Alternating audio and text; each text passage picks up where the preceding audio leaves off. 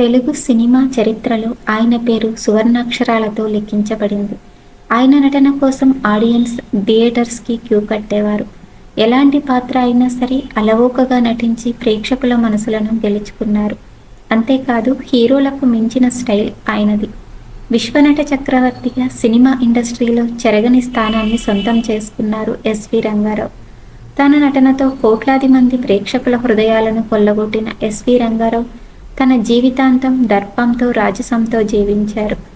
ఆయన వ్యక్తిత్వం స్టైల్ని ఫాలో అవ్వాలని చాలామంది ప్రయత్నించినా అది సాధ్యం కాలేదు. రంగారావు షావుకారు సినిమా విడుదల కావడానికి ముందే ఒక సినిమాలో నటించినప్పటికీ అది విడుదల కాలేదు. అయితే షావుకారు సినిమాలో ఆయన అద్భుతమైన నటనకు ప్రేక్షకులు ముగ్ధులయ్యారు. సన్నగా 6 అడుగుల పొడవుతో ఆజానుబాహుడిగా ఉన్న రంగారావు తొలినాళ్లలోని ప్రేక్షకుల అభిమాన నటుడు అయ్యారు. విపరీతమైన ఫ్యాన్ ఫాలోయింగ్ సొంతం చేసుకున్నారు. పౌరాణిక సినిమాల్లో నటించడం మొదలుపెట్టిన తర్వాత ఆయన దశ తిరిగిపోయింది.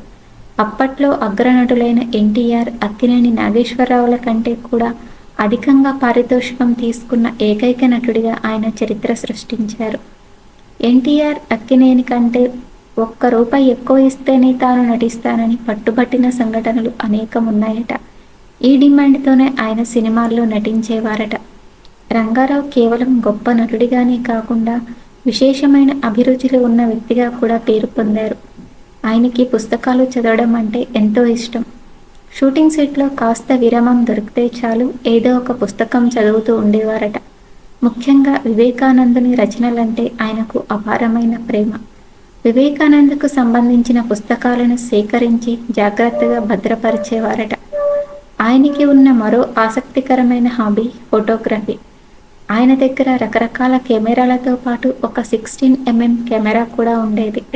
దర్శకత్వంలోనూ ఎస్వి రంగారావుకి ప్రత్యేక స్థానం ఉంది.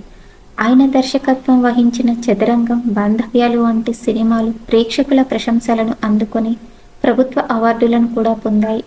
నటుడిగా ఎంత డిమాండ్ ఉన్నా పారితోషికం విషయంలో మాత్రం ఉదారంగా ఉండేవారు రంగారావు.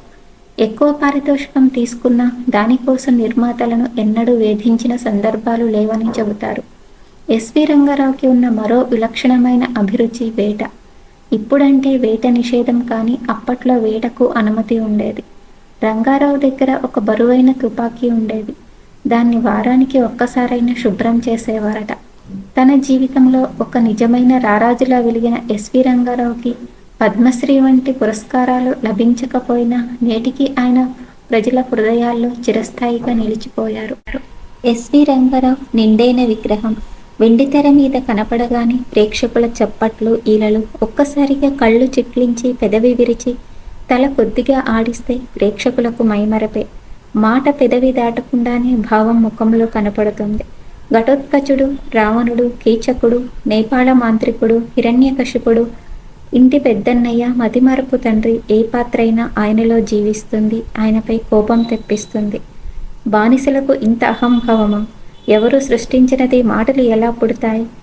సాహసం శాయరా రాజకుమారి దొరుకుతుంది, జై పాతాళ భైరవి.